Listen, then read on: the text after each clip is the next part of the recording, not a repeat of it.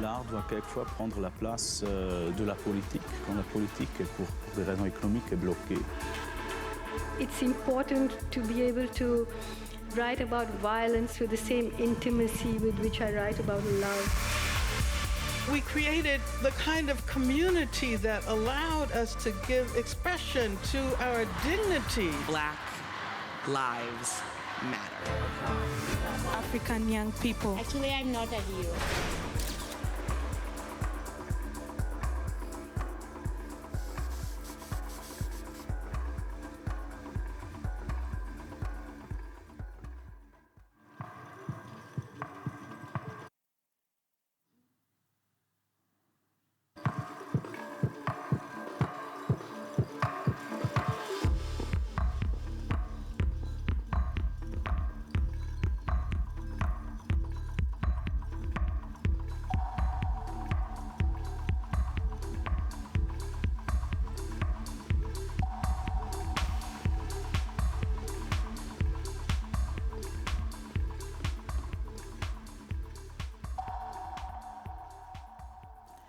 Bonjour.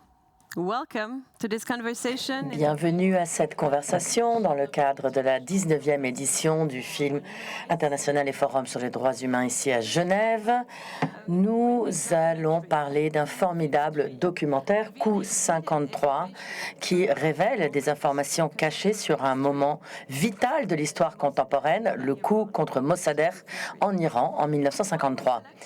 Le film a été sélectionné l'année passée au festival et puis la pandémie est venue et nous sommes ravis et honorés de pouvoir le présenter cette année dans une projection spéciale. Nous parlerons aujourd'hui avec le formidable réalisateur Taghi Amirani et le monteur et scénariste Walter Murch, connu pour son travail sur des formidables films tels que l'English Patient, Apocalypse Now et Le Parrain. Vous n'hésitez pas à poser vos questions sur vos plateformes et les différentes plateformes et réseaux sociaux. Nous allons maintenant regarder le trailer du film. The United States, together with Britain, participated in a coup in Iran. Mossadegh and his government were swept from power in favor of General Zahedi. 300 killed and hundreds wounded is a conservative estimate. The British government has never officially acknowledged its role in the coup. I don't think at any time we really planned a coup d'etat. These words have not been heard or seen for over 34 years.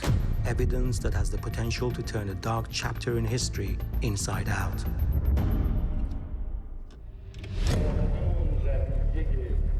Your British counterpart was in fact blank. Could you tell me something about the man blank? He was somebody who felt that there were things to be said that hadn't been said. We hit a wall of silence and denial. How did it come to this? So they tied him up, strangled him, and shot him. My father is a real prime minister. The coup in Iran is shaping politics to this day. The United States does not want democracy.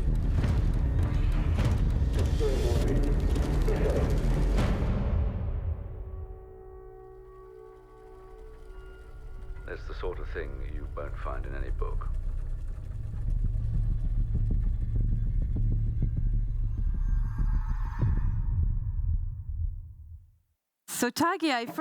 Donc, Taghi, j'ai tout d'abord envie de vous poser des questions quant aux raisons intimes qui vous ont donné envie de travailler sur ce projet il y a 12 ans, en 2009. Au début, c'était un film dramatique. Ça devait être un film dramatique avec des acteurs, si j'ai bien lu. Et vous avez lu un livre très connu qui s'appelle All the Child's Man. Et vous vous êtes dit, pourquoi est-ce qu'un Américain me parlerait de ma propre histoire? Oui, c'est à peu près comme ça que ça s'est passé. L'idée était de faire un saut dans le monde de la fiction narrative. Ça allait être mon premier film, mon premier long métrage. Quand j'ai commencé à faire de la recherche sur ce sujet, j'ai rencontré des témoins, un témoin en particulier qui était si éloquent, qui avait une mémoire si vive et une manière viscérale de raconter l'histoire. C'était un des gardes du corps de Mossadegh qui faisait partie de son équipe de sécurité et il se souvenait très clairement des événements de 1953. Le jour même du coup, il était dans la maison, dans l'appartement du Premier ministère. Il était impliqué dans les échanges de tirs qui ont été faits. Il a lui-même été blessé. Et j'avais pris ma caméra, je l'ai interviewé dans un contexte de recherche à ce moment-là, puisque même dans la fiction narrative, si on raconte l'histoire d'un événement réel, vous voulez avoir autant d'informations que possible à mettre dans votre scénario. Et à la fin de l'interview, cet homme m'a tellement étonné, m'a tellement fasciné. Je me suis dit, il n'y a aucune raison de faire ça comme un film de fiction et il doit y avoir d'autres personnes comme lui et c'est là que j'ai décidé d'en faire un documentaire et ce que j'ai fait depuis 13 ans. Vous avez ensuite commencé à réunir toutes ces informations et en 2015, vous avez rencontré Walter. Comment avez-vous commencé à travailler ensemble? Je crois qu'il y a un lien avec la physique. Eh bien, oui, la ligne temps est très importante. J'ai rencontré Walter en 2012 et il vous racontera mieux que moi comment nous nous sommes rencontrés. Eh bien, je travaillais sur un autre documentaire qui traitait du CERN et voilà de quoi parle le H ici. Il s'agit d'un hommage à ce travail. J'étais à New York, je travaillais sur ce film et j'ai été invitée à un événement dans un appartement d'une personne. Et cette personne, Jerry Holstrom, faisait partie, finançait le documentaire Political Films, le documentaire sur la physique, et Coup 53. Et c'est comme ça que j'ai rencontré Taghi. Et nous avons créé des liens autour de la physique, puisque Taghi a étudié la physique à l'université de Nottingham. Une chose a mené à une autre, et nous avons participé à un festival de films documentaires à Sheffield. Nous avons été rejetés par de nombreux documentaires, quelque chose d'assez commun dans le monde du documentaire. Nous sommes restés en contact et beaucoup des fonds indépendants que nous avons reçus pour Coup 53 viennent de cette période à San Francisco. Ma femme et moi vivons à San Francisco et à Londres. Nous nous déplaçons entre les deux lieux. Taghi venait nous rendre visite pour chercher de l'argent. Il allait à la Silicon Valley et puis revenait, nous comptions les centimes et on a continué comme ça. Et jamais je n'ai cru que j'allais travailler sur ce film, mais on ne peut jamais prédire dans le monde du film quel sera le prochain projet. Et ensuite, après un autre projet, mon épouse et moi, plutôt mon épouse et Taghi, se sont unis et ont dit ce dont tu as besoin, c'est une bonne vacance loin de la science-fiction et de revenir vers les faits. Pourquoi n'irions-nous pas tous à Londres pendant 6 ou 8 mois afin de travailler sur ce petit documentaire sur le coup de 1953 en Iran avec Taghi. Bien sûr, je savais de quoi elle parlait et je me suis dit, formidable idée. Et pour faire court, c'était il y a 6 ans et nous sommes encore en train de travailler à la promotion de ce film que nous n'avons réellement terminé qu'en 2019. Taghi travaille sur ce film, comme vous l'avez dit, depuis 11-12 ans. Moi, j'y travaille depuis environ la moitié de ce temps. Donc, la physique et la science nous a réunis, mais moi je blague en disant que c'est l'univers qui nous a réunis, mais pas dans un sens hippie du terme, mais littéralement. J'ai étudié la physique, j'ai eu ensuite mon diplôme, j'ai été à l'école de film, et Walter connaît plus sur la physique que moi, même ce t-shirt et sa contribution au monde de la physique et aux physiciens avec ce graphique sur son t-shirt. Donc, clarifions ceci. Donc, en fait, il y a un lien caché avec Genève avant même que le film commence, puisque le CERN est basé ici. Et finalement, ça a été un film très simple à faire, tel que Walter l'a dit. Ça a été court et facile. 532 heures de rush. Vous avez dû couper 2 fois plus que vous avez dû le faire sur Apocalypse Now. C'est correct. Sur Apocalypse Now, il y avait 3 ou 4 monteurs qui travaillaient simultanément.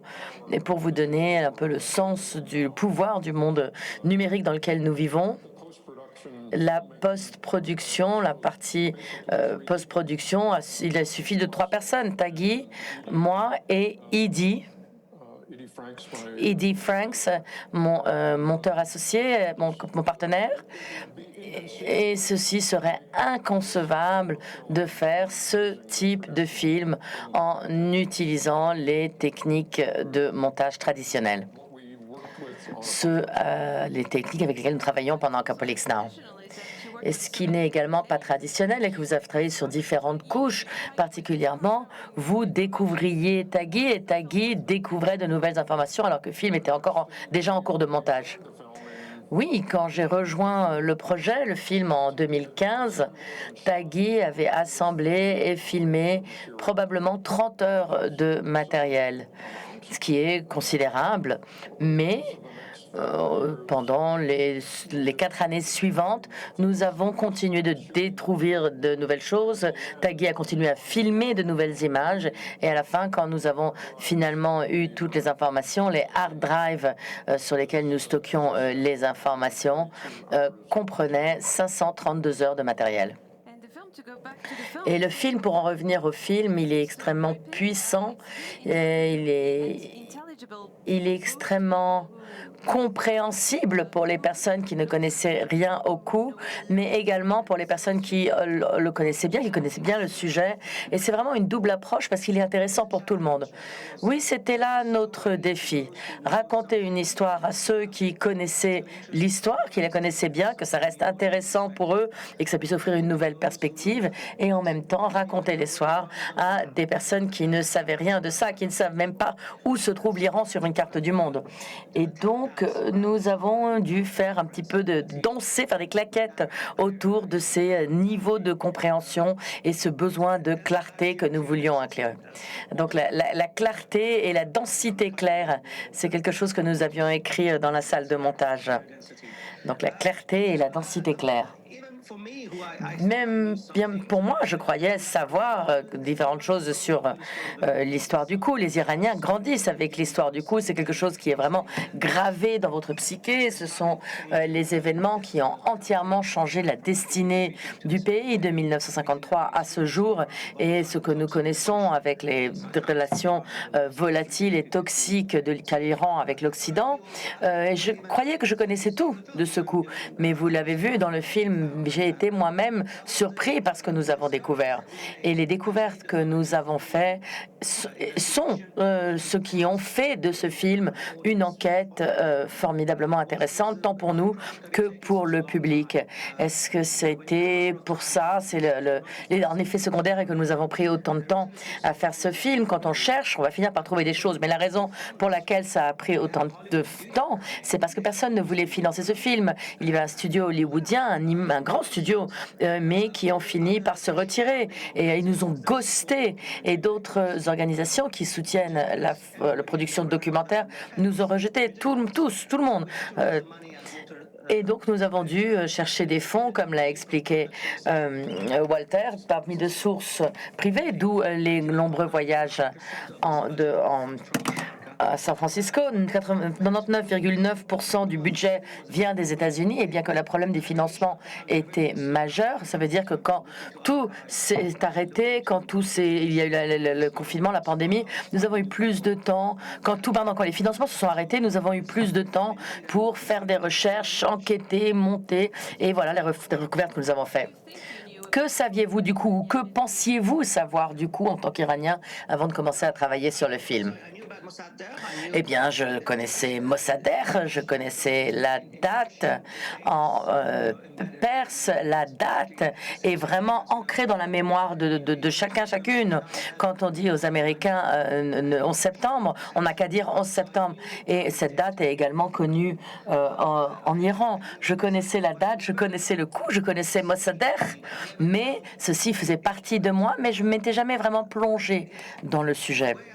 Et d'une certaine manière, quand on croit que, quand on rend compte que notre propre histoire personnelle est liée au coup, je ne vivrais pas aux États-Unis, en Angleterre, s'il n'y avait pas eu de coup, de révolution, de diaspora, d'émigration.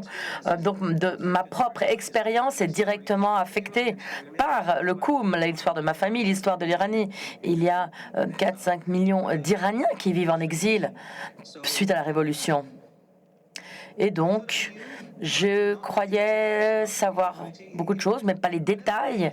Et à chaque fois que je fais un film, la curiosité est une des forces qui me pousse. Je ne commence pas avec une idée préconçue de ce à quoi ressemblera le film. Souvent, je n'ai même pas un scénario, un script. C'est juste, allons-y, faisons un saut dans l'inconnu pour voir là où cela me mènera. C'est ce que je fais avec tous mes films. Avec celui-ci en particulier, lorsque nous avons fait ce saut, nous avons fait ce saut devant la caméra, pendant la production, pendant le montage. Et vous, Walter, que saviez-vous du coup contre Mossadegh? Eh bien, j'avais travaillé sur le film de Sam Mendes qui traitait de la première guerre du Golfe en 1991.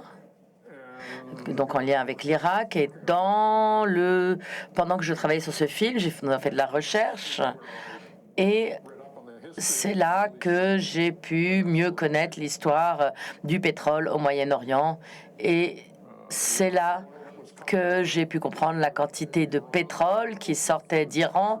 L'Iran était le premier pays au Moyen-Orient à réellement déborder de pétrole. Et bien entendu, de nombreux autres pays maintenant sont dans la même situation. Et en raison de l'histoire historique entre la Grande-Bretagne et l'Iran, une histoire historique qui remonte à plusieurs siècles, ont vu une opportunité et ils ont accaparé cette opportunité. Comme vous le voyez dans le film, Winston Churchill, qui était un politicien à ce moment-là, un politicien dans les premières années du XXe siècle, et il dit que ça a été surpris, que c'était un pays des faits au-delà de nos propres rêves, de nos rêves, il disait, parce qu'il rêvait déjà de pétrole. Donc j'avais quelques éléments, quelques connaissances. Le fait, par exemple, que Churchill avait échangé l'énergie pour l'armée et la marine anglaise du carbone au pétrole, du charbon au pétrole sur la base de cette découverte, ça je le savais. Et ceci m'a mené à ma prochaine question. Il y a une troisième couche dans le film. Il s'agit d'un film sur qui écrit l'histoire et combien l'histoire est facilement manipulée, combien l'histoire est malléable, combien elle est peut-être sujette au contrôle, à la réinvention. Oui, bien sûr, ceci est au cœur de l'histoire, au cœur du film. Churchill a dit l'histoire sera clémente envers moi parce que je vais l'écrire moi-même. Il a dit cela. Une autre citation que j'aime beaucoup, qui a été utilisée quand j'ai écrit la première proposition pour le film, vient de Harry Truman, qui a dit « Il n'y a rien de nouveau dans le monde en dehors de l'histoire que vous ne connaissez pas ». Et ça, c'est une autre raison de faire le film, parce que voici une histoire que peu de personnes connaissent. Donc l'histoire est toujours écrite par les gagnants. Les victimes n'ont pas toujours l'opportunité de raconter leur histoire, ou en tout cas pas avec la même force. Et j'ai vu des documentaires faits sur le coup dans le passé, des documentaires télévisés au Royaume-Uni ou ailleurs. Et ce qui a été important pour moi est d'avoir autant de voix iraniennes que possible, autant de témoins iraniens que possible, autant de sources iraniennes que possible. Bien sûr, j'ai aimé, je profite de cette double citoyenneté cette personnalité multiple en tant qu'Iranien et Anglais, et j'essaye de créer des ponts entre mes deux cultures, d'avoir accès aux deux parties. Je vais aux États-Unis souvent, beaucoup de sources sont américaines également, mais l'idée était de récupérer l'histoire, récupérer la narrative et la raconter de ma propre manière. J'espère que nous avons fait cela, que nous avons pu le raconter avec nos propres voix, avec une voix nouvelle, et le fait que ce film ait fait tant de bruit, le fait que l'histoire du coup ait été soulignée dans tous les journaux quand le film est sorti l'année passée. 42 journalistes majeurs ont parlé du coup.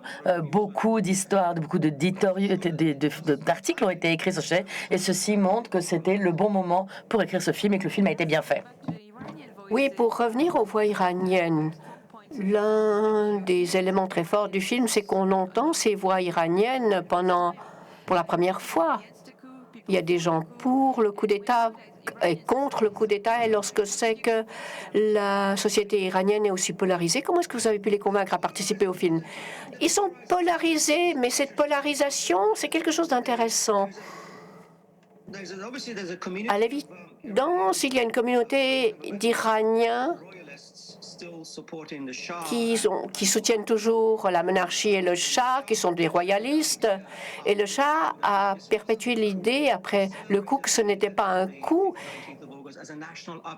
C'était en quelque sorte une révolte nationale, ce coup. Il a rejeté l'idée que c'était en fait un coup orchestré par la CIA, le MI6 et puis des personnes iraniennes, parce que ce coup n'aurait pas fonctionné si il n'y avait pas eu des officiers de l'armée iranienne et des factions internes au pays. Donc il y avait cette idée que ce n'était pas un coup d'État. Mais tout le monde sait que c'était un coup, tous les autres savent que c'était un coup. Après coup, il y a plus de 290 livres qui ont été écrits sur le sujet. Des historiens, des universitaires ont écrit leurs essais, leurs documents. Les Américains ont publié des dossiers secrets. Le State Department, le département d'État a divulgué des documents, etc. Donc, je vais vous donner un exemple. À Los Angeles, c'est vraiment le cœur de la communauté exilée d'Iraniens. Donc, je ne vais pas généraliser, ce serait faux, mais c'est là qu'il y a vraiment le plus d'Iraniens à Los Angeles. On pourrait dire que on pourrait penser que ce sont des loyalistes à la royauté. Mais Los Angeles, c'est le seul endroit où il y a deux ovations debout dans un grand théâtre, dans deux grandes salles de cinéma. Donc, vous avez gagné le Phénix d'argent pour la récompense la plus prestigieuse pour un film documentaire. Donc, la réception en Iran est également très étonnante. Oui.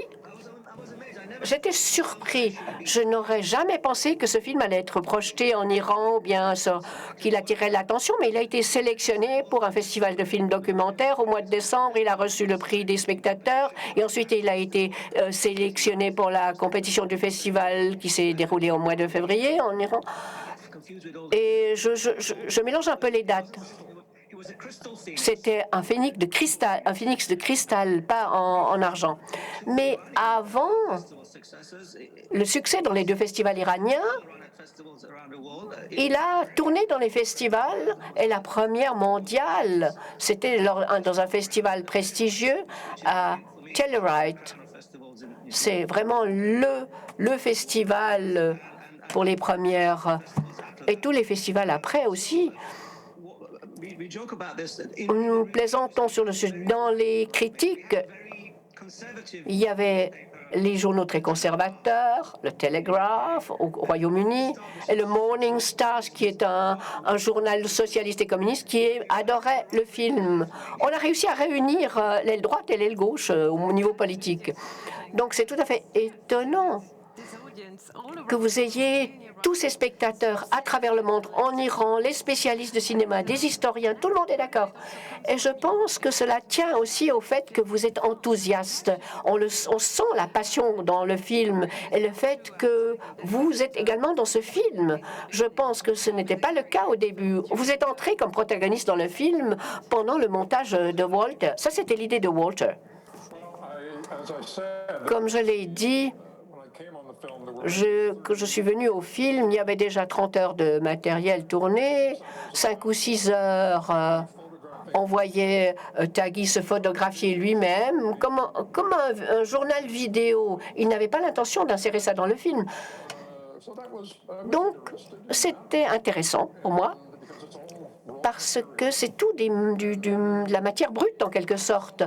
Et pendant l'été, il a tourné l'interview avec Malcolm Byrne aux archives de sécurité à Washington, D.C., où il y a cette énorme collection de documents de la CIA. Et Taghi est confronté avec un bureau d'où tous les tiroirs sont pleins et au milieu de ces tiroirs, il y a tout le matériel disponible de la CIA sur le coup. Et il a cette expression magnifique sur son visage. Et ce n'était pas prévu. Rien n'était prévu à l'avance. Et on voit sur son visage ça. C'est la raison pour laquelle je suis ici. C'est l'histoire qui est en quelque sorte l'introduction. Cette séquence est l'introduction de l'histoire. Je me suis dit, voilà, il faut qu'il soit dans le film quand j'ai vu ça. Comme vous l'avez dit, c'est un sujet à controverse. Il y a différents avis sur le sujet. Et on a essayé de faire un documentaire un peu neutre, parce que où c'est en quelque sorte Dieu qui raconte l'histoire. Et tout de suite, les gens ont demandé qui est Dieu, qui est-ce qui raconte l'histoire. Et le fait que Taghi se mette devant la caméra, c'est excellent parce qu'il a beaucoup de talent pour raconter l'histoire et c'est vraiment la personne pour raconter l'histoire puisqu'il est binational, il est né et formé en Iran sous le règne du Shah et ensuite il est allé en Angleterre pour plus de formation lorsqu'il avait 15 ans, au milieu des années 70, juste avant la Révolution, 4 ans avant la Révolution. Donc, il connaît les deux aspects de l'équation, les deux côtés de l'équation. Et ça aurait été impossible de faire ce film par quelqu'un qui n'aurait pas été un binational. Et aussi, j'aimerais ajouter quelque chose par rapport à la question précédente.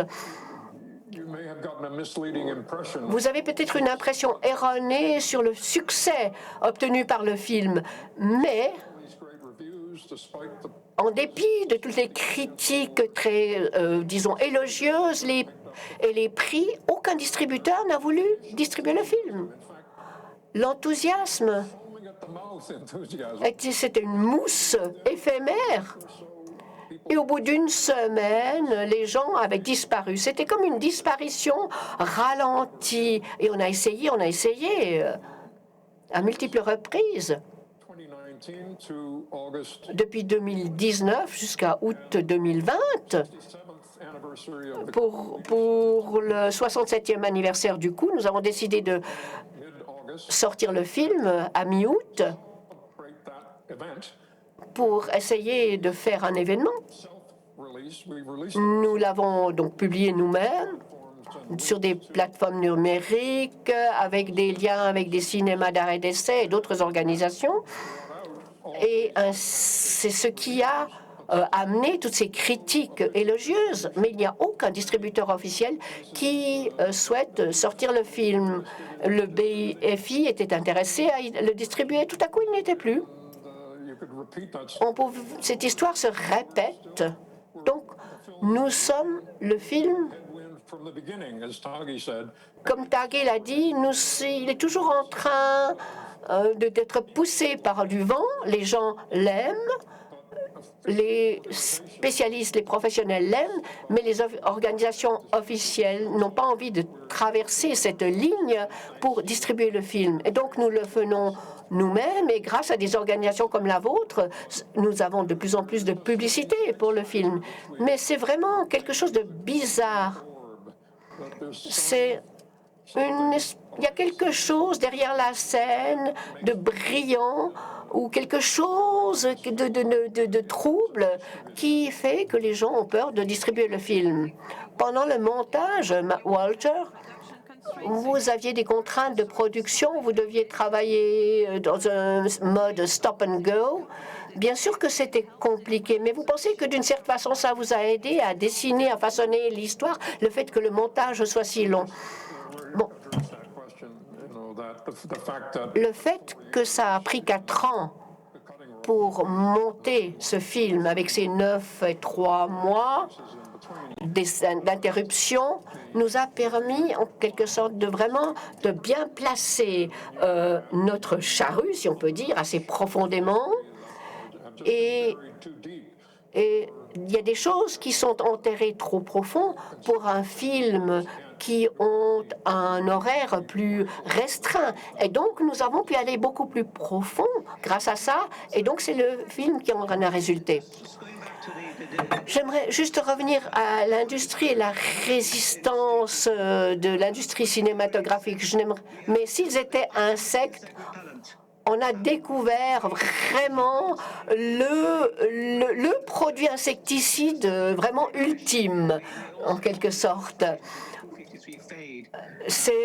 Les gens se plongent dans le coup avec un enthousiasme énorme, et ensuite quelque chose se produit, et cette vague d'enthousiasme, tout à coup, on nous dit c'est terrible.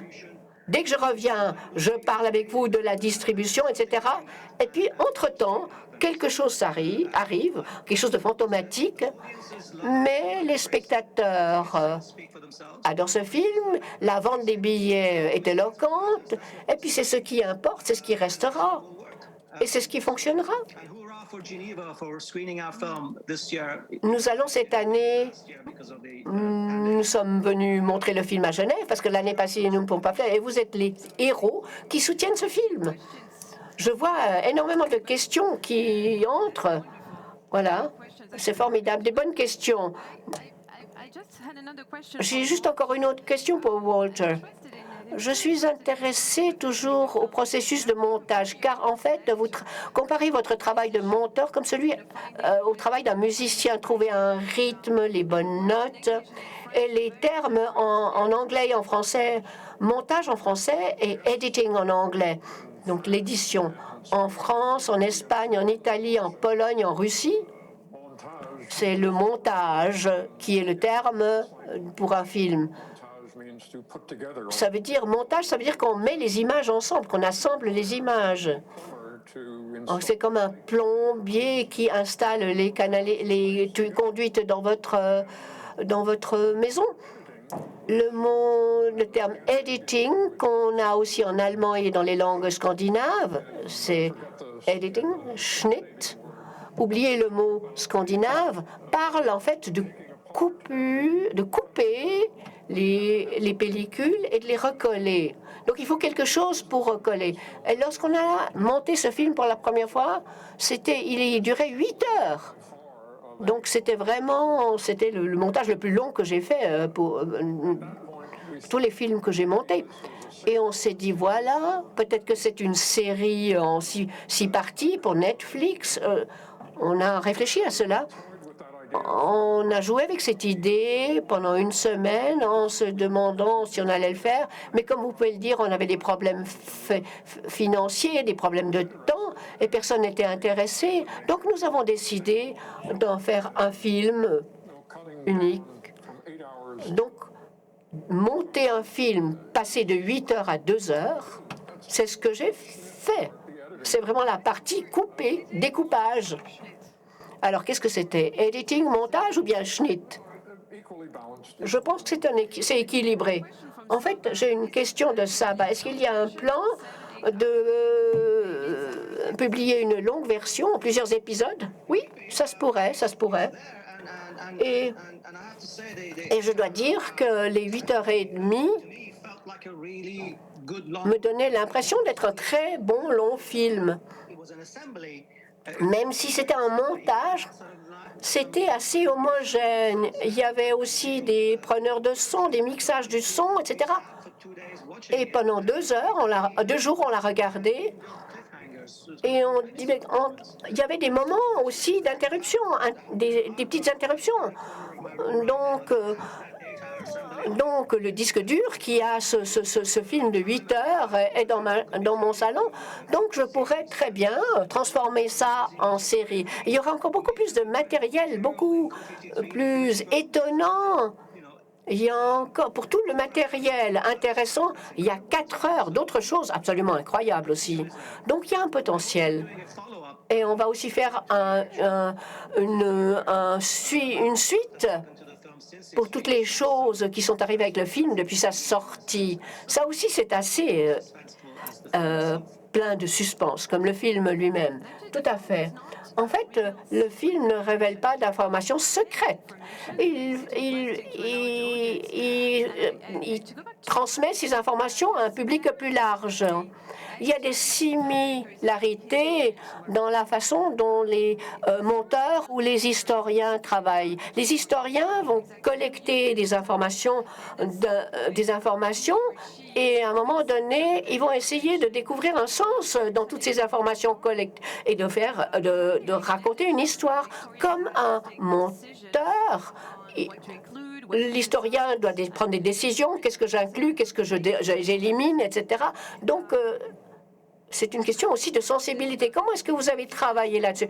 Est-ce que vous avez senti qu'il y avait un rythme, une mélodie qu'il fallait composer? Et comment on est arrivé là à la fin? C'est une bonne question. Il y a des similarités et il y a de grandes différences entre le travail d'un historien et d'un monteur, parce que le public est différent, les systèmes sont différents. Et l'ampleur des informations et les détails qu'on peut mettre dans un livre, par exemple, un historien, c'est tout à fait différent de ce qu'on peut mettre dans un livre, même si le processus est similaire, le résultat final est différent. Et pour nous, en fin de compte, il s'agissait d'avoir une histoire aussi claire que possible, qui est compréhensible, qui soit passionnante, qui vous donne l'essentiel de l'histoire, mais inévitablement, on va éliminer un certain nombre de détails. Parce que les 8 heures de film ne sont pas dans les 2 heures. Toutes les recherches historiques ne sont pas intégrées dans notre film. Juste un rapport du département d'État est déjà de 1007 pages, donc on ne peut pas les mettre dans un film. Voilà les différences. Mais le montage final, le final cut, personne ne nous mettait la pression, il n'y avait pas de cision, nous étions 2 à avoir le final cut. Et ça, c'était l'expérience la plus extraordinaire, la plus joyeuse. Personne ne venait nous dire de faire ce qu'il fallait ou nous donner des notes, dépêchez-vous, etc. Donc, la relation se déroulait de façon tout à fait organique entre nous deux. Walter faisait ses affaires, moi je faisais, nous retrouvions tous les soirs vers 9 h, il nous montrait les minutes sur lesquelles il avait travaillé cette journée, nous avions une conversation. Ensuite, nous retournions chacun à la maison. Donc, on ne recrute pas Walter Murch et puis on est derrière son épaule pour voir ce qu'il fait. Donc, c'était un peu comme une danse. Et j'adorais l'idée d'arriver à la fin de la journée et d'être surpris et de voir le matériel que j'ai tourné d'une certaine façon et que la façon dont lui l'avait monté. Et je voulais que cette joie persiste. Donc, je pouvais entendre les sons puisque j'étais à côté. Mais qu'est-ce qu'il fait avec ce son? Je me demandais. Et je résistais au fait d'entrer dans la salle. Et c'est voilà la dynamique de notre relation. Nous avions également... Nous ne travaillions pas en isolement, nous n'avions pas de producteurs, nous avions du public, nous montrions le film de manière répétée à différents stades de la production, nous obtenions des réactions, nous ressentions certaines choses, c'est ce qu'on fait quand on regarde quelque chose sur lequel on a travaillé, et de savoir que d'autres personnes le regardent nous fait sentir de manière différente. Nous avons pu intégrer tous ces sentiments, toutes ces idées dans le film au fur et à mesure où celui-ci évoluait. Guy et moi avions le final cut, la décision finale quant au montage, mais nous faisions ceci en collaboration avec le public auquel nous montrions les images. Et comme Walter l'a dit, nous avons réussi à faire un film qui est compréhensible pour les personnes qui ne connaissent rien du coup, et nous invitons des personnes qui ne connaissent rien de ce sujet à voir le film, et d'un autre côté, les personnes qui étaient historiens et qui savaient et qui regardaient le film et disaient « j'ai appris dans ce film des choses que je ne savais pas ». Et ça a été un bon équilibre que nous avons su trouver. Exactement, c'était précisément ma prochaine question. Un des défis sur un projet aussi long est de maintenir la joie, la vitalité. Et ceci peut être réellement entendu. Je crois que tous les deux, vous saviez, Walter, vous êtes un professionnel, mais Tagui, même après de 2-3 ans, travailler de si nombreuses heures par jour sur ce film, comment maintenir cette joie en vie? Comment ne vous fatiguez-vous pas de regarder les mêmes images 100 fois de suite?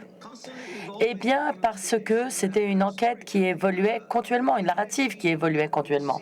Et l'énergie que l'on voit dans le film est l'énergie que nous montre en train de travailler sur ce film, en train de faire des découvertes. C'est le premier film sur lequel j'ai travaillé, dans lequel on est déjà en montage, on filme quelque chose qui vient changer la structure du montage. Tout à coup, on montre une séquence montée dans le film, on monte à la personne, ça c'est dans le film.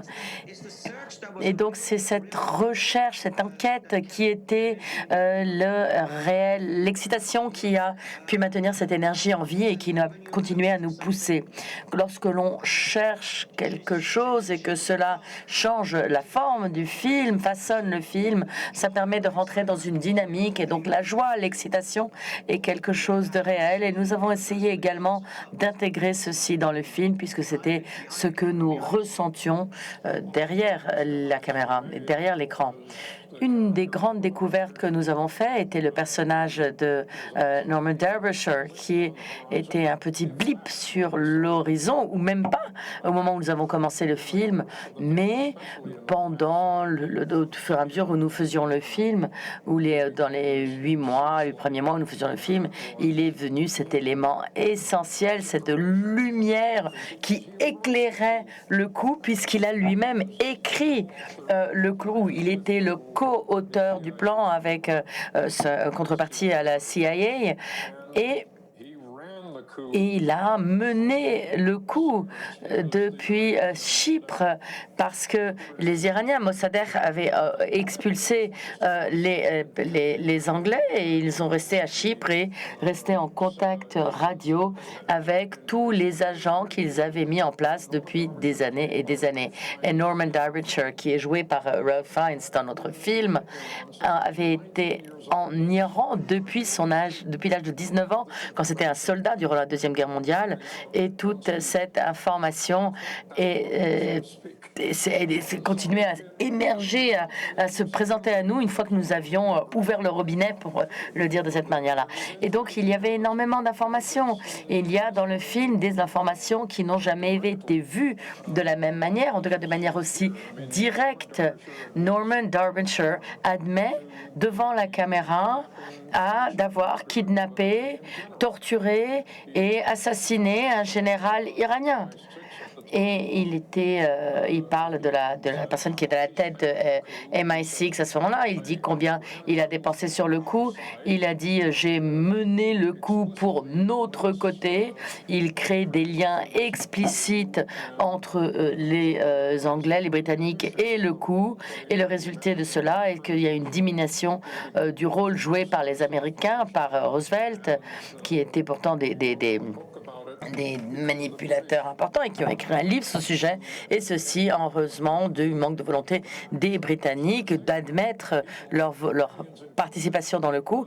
Et les Iraniens, y compris les Iraniens, pensent que ce sont les Américains qui ont mené le coup, que ce sont eux les méchants de cette histoire. Et ceci a donné une rééquilibration de la dynamique très cinématographique. Et d'ailleurs, il a été éliminé dès la série Vampire. Monsieur Derbyshire a été enlevé de la série The End of Empire, qui avait été filmée dans les années 80. Vous n'avez pas trouvé les images, vous n'avez trouvé que les transcriptions de cet entretien. Où pourraient être ces images et pourquoi ces images ont été éliminées du montage? Soyons clairs, nous avons fait une enquête, nous avons interviewé des personnes. Nous ne disons pas catégoriquement qu'il a été filmé à 100%. Il y a des preuves de différentes personnes qui donnent des informations contradictoires quant au fait qu'il a été filmé ou pas. La chose qui n'est pas questionnable, dont nous sommes 100% sûrs, est le fait que les enregistrements audio ont été faits, que les transcriptions et celles de ces mots, qu'il a été interviewé, l'authenticité, la véracité parler de cette transcription en tant que parole verbatim prononcée par Derbyshire sont exactes.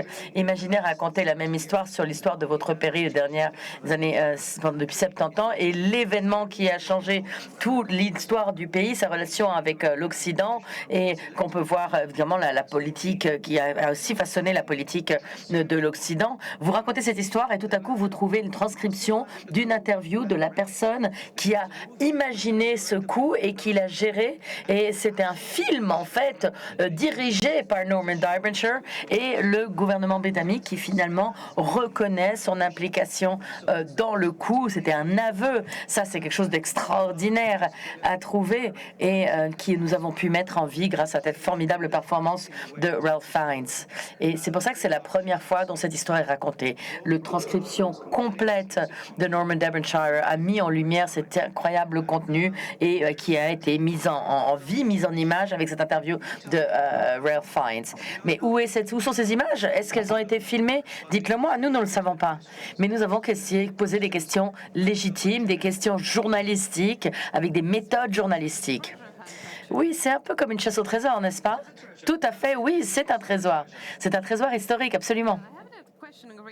J'ai une autre question au sujet de Derbyshire de la part de Sava. Est-ce que vous croyez que d'interviewer la famille de Derbyshire aurait pu apporter quelque chose au documentaire? Nous avons trouvé la famille très tard dans la phase de production, peut-être il y a quelques semaines seulement avant de terminer le film, et peut-être que cela aurait rajouté une certaine couleur à sa personnalité, sa vie personnelle, sa vie familiale. Mais pour avoir rencontré maintenant une grande partie de la Derbyshire Family, je pourrais raconter des histoires à ce sujet. Ils ont vu le film.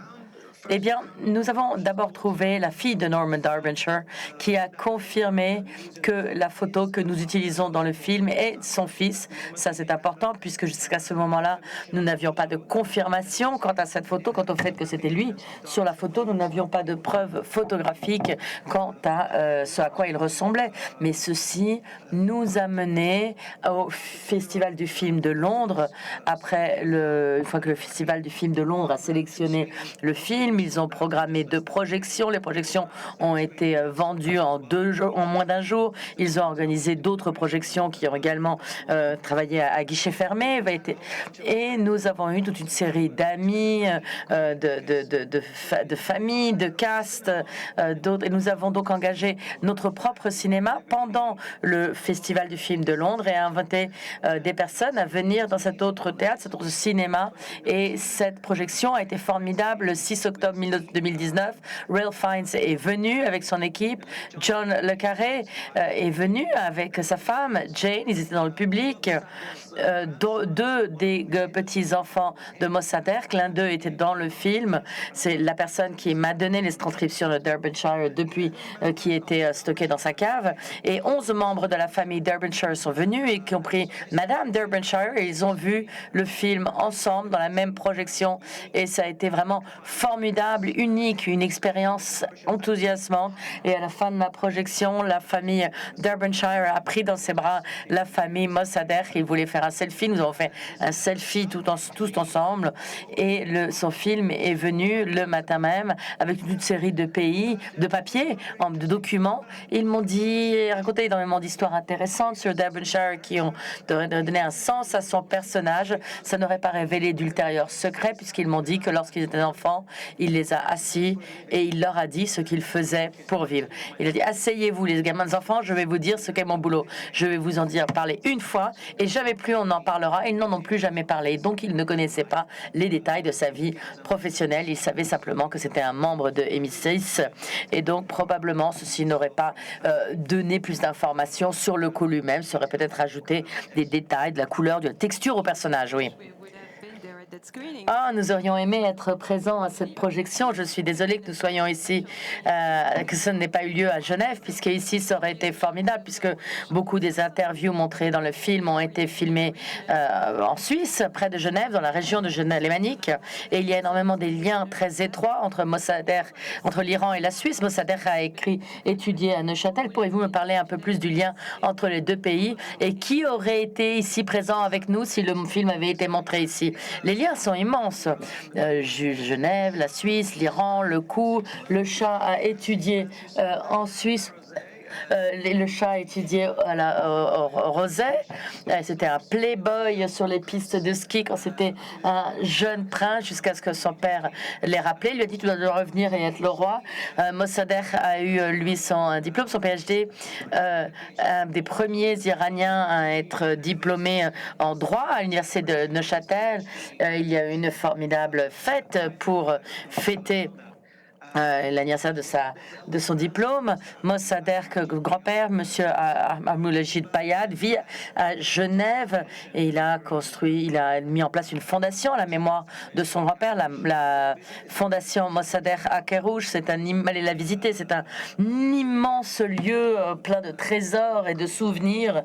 Quand le coup a échoué, eh bien les frères Rashidian ont fui à Genève. C'est après ce qu'on m'a dit. Norman Derbyshire a été mis en poste à Genève après le coup pendant une certaine période.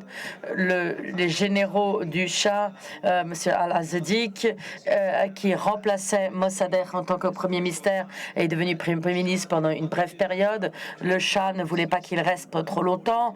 Il a donc été forcé à l'exil. Il est venu et il a acheté une maison sur le lac Léman, la même maison dans laquelle son fils vit, la maison dans laquelle nous l'avons d'ailleurs interviewé.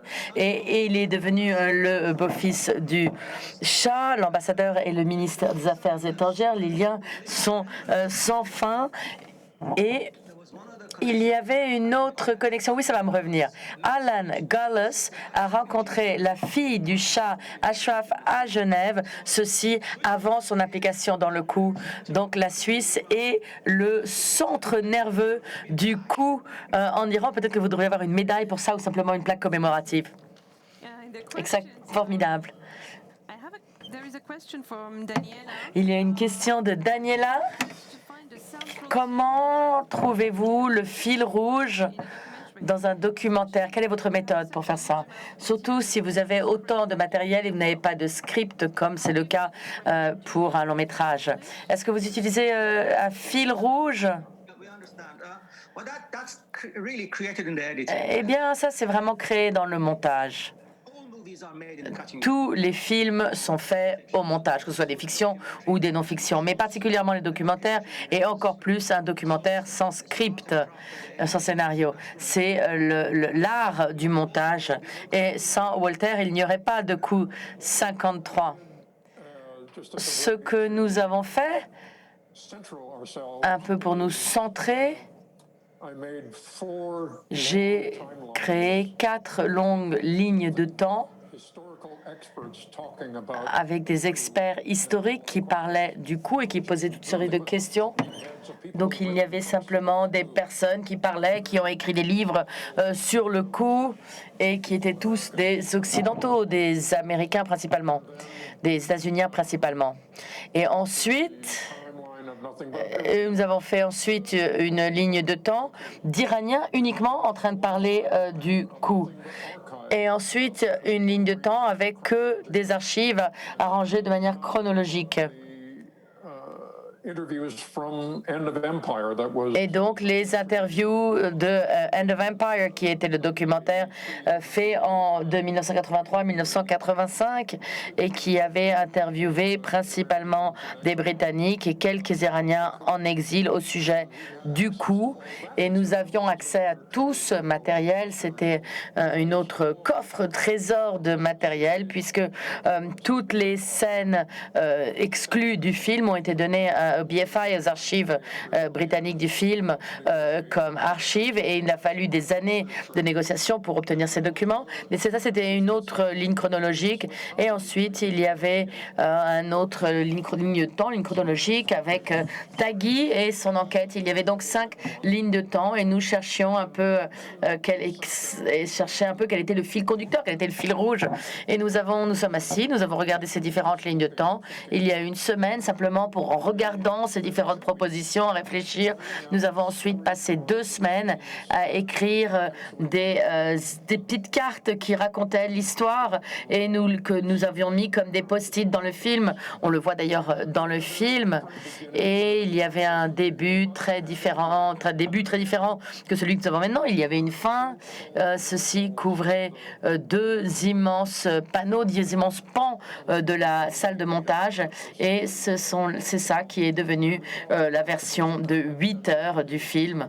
Et nous avons réfléchi comme c'était des fils de différentes couleurs que nous allions tisser ensemble pour en faire une histoire intéressante. Et c'est ce que nous avons fait. Mais sans question, le plus rouge des fils rouges est Norman Derbyshire. Quand lui a émergé en racontant ce qu'il racontait, ce n'était pas la seule chose, mais c'est certainement la partie la plus vibrante de la découverte et du film, non seulement en raison de son rôle dans le coup, mais également parce que son interview a été menée pour End of Empire, mais n'a jamais été utilisée dans le film pour des raisons mystérieuses que vous découvrirez en regardant le film. Donc voilà, en quelques mots, comment ça s'est passé. Et comment est venue l'idée de demander à Ralph Fiennes d'enregistrer ce titre? C'était formidable.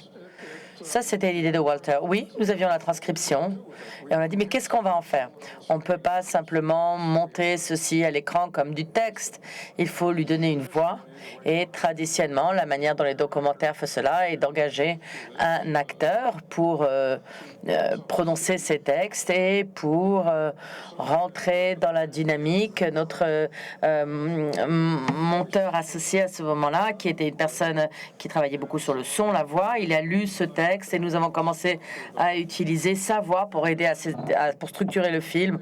Et ensuite, naturellement, nous nous sommes dit, bon, Dan Farrell, c'est notre ami, mais ce serait bien d'avoir quelqu'un qui est un acteur connu que nous pourrions mettre sur l'affiche du film. Et nous avons donc commencé à partager des idées à ce sujet. Et ensuite, un jour, en revenant du déjeuner, j'ai pensé à Ralph Fiennes et je l'ai rencontré sur le English Patient il y a maintenant 25 ans. Et nous sommes restés en contact au fur et à mesure des années. Et il m'a téléphoné quelques mois avant pour m'inviter à travailler sur son film The White Crow, qui traitait de l'exil de Rudolf Nureyev. Je n'étais pas disponible puisque je travaillais avec Taghi, mais j'ai lu ce script et je pensais donc à lui. Et j'ai dit, mais pourquoi pas lui? Et voilà, oui, c'est une très bonne idée, ça, c'est bien, il semble être la personne idéale pour cela. Et donc, nous l'avons contacté. Il a dit, OK, venez au Théâtre National et dites-moi plus. Nous y sommes allés avec nos ordinateurs portables, avec le film tel qu'il était monté à ce moment-là, en 2018. Et nous lui avons montré ce que nous avions. Nous avons montré la transcription. Et il a immédiatement fait 2 plus 2. Il est arrivé à 18. Il a compris toutes les implications de ceci. Et puisque lui joue ceci aussi dans les films de James Bond. Donc il a compris la narrative très rapidement. Il avait très envie de le faire. Il a dit, il n'y a que 2 problèmes. D'abord, cette barbe que j'ai, je ne vais pas la raser puisque c'est ma barbe pour Mark Anthony. Et ensuite, les questions d'horaire, parce que je suis extrêmement occupée d'agenda. Et j'ai dit, on va trouver des solutions. Pour la barbe, c'est OK. On ne veut pas que tu essayes d'imiter ce qu'était Derbyshire. En fait, on ne savait même pas à quoi il ressemblait à ce moment-là. Donc, simplement, prends-le, toi, comme étant un canal, un vaisseau pour pouvoir mettre ces mots à l'écran. Et peu après, Taghi a eu l'idée des capsules, c'est-à-dire de filmer Ralph Fiennes en tant que Norman Derbyshire dans la même suite dans laquelle toutes les autres interviews londoniennes de End of Empire avaient été conduites, et c'est ce qu'on voit dans le film. J'ai une autre question, question très facile, de Caroline. Le film montre une affreuse image de la Grande-Bretagne par rapport à l'Iran. Est-ce qu'on peut dire que les relations ne seront jamais amicales pour l'avenir? On peut jamais dire jamais. On peut pas. Bien sûr que c'est une image terrible du Royaume-Uni. mais c'est l'histoire obscure de l'Empire britannique dans son passé colonial qui n'est pas encore terminée, en quelque sorte. Rien n'est défini, il n'y a aucune raison pour lesquelles les relations pourraient s'améliorer, mais le fait d'admettre avoir participé à cela pourrait être un premier pas et la vérité pourrait être un facteur thérapeutique actuellement.